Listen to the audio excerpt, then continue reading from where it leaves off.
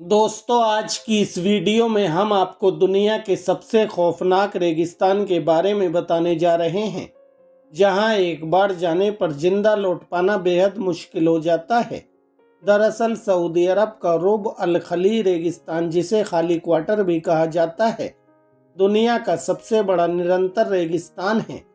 इसकी भव्यता और खतरनाक परिस्थितियां इसे एक अद्वितीय स्थान बनाती हैं। यह रेगिस्तान लगभग 1000 किलोमीटर लंबा और 500 किलोमीटर चौड़ा है। इसकी गर्मी बर्दाश्त के बाहर है। यहाँ तापमान 50 डिग्री सेल्सियस तक पहुँच सकता है। यहाँ पानी की कमी इतनी गंभीर है कि कई क्षेत्रों में सालों साल बारिश नहीं होती है। रुब अल खली की रेत की टीलें अद्भुत हैं, लेकिन यह जगह सिर्फ सुंदरता के लिए नहीं जानी जाती। यहाँ पर जीवित रहना एक चुनौती है।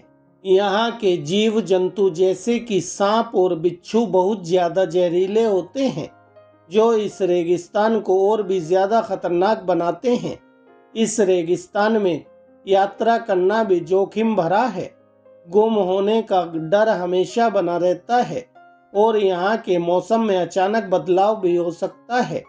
इसके अलावा यहाँ की धूल भरी आंधियां आंखों की नज़र को कम कर देती हैं, जिससे नेविगेशन मुश्किल हो जाता है। दोस्तों, सऊदी अरब के दक्षिणी क्षेत्र में 650 किलोमीटर तक फैला यह रेगिस्तान अपनी कठोर परिस्थितियों के लिए मशहूर है। यह दुनिया का सबसे खतरनाक रेगिस्तान कहलाता है। यहाँ रेत के अलावा कुछ नहीं है। सऊदी अरब, ओमान, यमन और यूएई में फैले इस रेगिस्तान में भीषण गर्मी पड़ती है और रास्ता भटकना भी आम बात है। पानी और खाने की कमी के साथ यहाँ जहरीले सांप और बिच्छू भी पाए जाते हैं। नरम रेत के मैदान गाड़ियों के लिए बेहद खतरनाक हैं। साथ ही इंटरनेट ना होने और आसपास मदद ना मिलने से मुसीबत और बढ़ जाती है। इस रेगिस्तान में किसी तरह की पहचान के निशान ना होने से एक बार भटकने पर रास्ता ढूंढना नामुमकिन हो जाता है, जिससे यात्रियों की जान को हर पल खतरा रहता है। सऊदी अरब का हाईवे 10 भी इसी रेगिस्तान से होकर गुजरता है, जिसे दुनिया की सबसे लंबी सीधी सड़क होने का गिनीज वर्ल्ड रिकॉर्ड भी प्राप्त है। मीडिया रिपोर्ट के मुताबिक रुब अल खली रेगिस्तान से ही 256 किलोमीटर लंबी यह पक्की सड़क होकर गुजरती है। इसमें दाईं या बाईं और कोई मोड़ नहीं है और ऊपर या नीचे कोई ढलान भी नहीं है। किंग फहद के लिए एन निजी सड़क के रूप में इसका निर्माण हुआ था। दोस्तों, इतने सारे खतरों के बावजूद एडवेंचर और ट्रैवल के शौकीन यात्री इस रेगिस्तान की ओर आकर्षित होते रहते हैं। एक ब्रिटिश खोजकर्ता विल्फ्रेड थेसिगर ने 1940 के दशक में इस रेगिस्तान को पार किया और इस पर अरबियन सोंडस नामक किताब भी लिखी, जो उनकी यात्रा वृत्तांत पर आधारित है, जिसमें वे लिखते हैं, खाली क्वार्टर से लौटना एक चुनौती का जवाब होगा और वहां लंबे समय तक रहना खुद को आखिरी सीमा तक परखना होगा। इस रेगिस्तान का ज्यादातर हिस्सा मुझे मालूम नहीं था। यह उन चुनिंदा जगहों में से एक था जहां अन्य लोग नहीं गए थे और मैं यहां जाने की इच्छा को पूरा कर पाया। खाली क्वार्टर ने मुझे एक ट्रैवल के रूप में ख्याति हासिल करने का मौका दिया, क्योंकि यहाँ जाति, रंग, धन और सामाजिक स्थिति के अंतर लगभग अर्थहीन थे।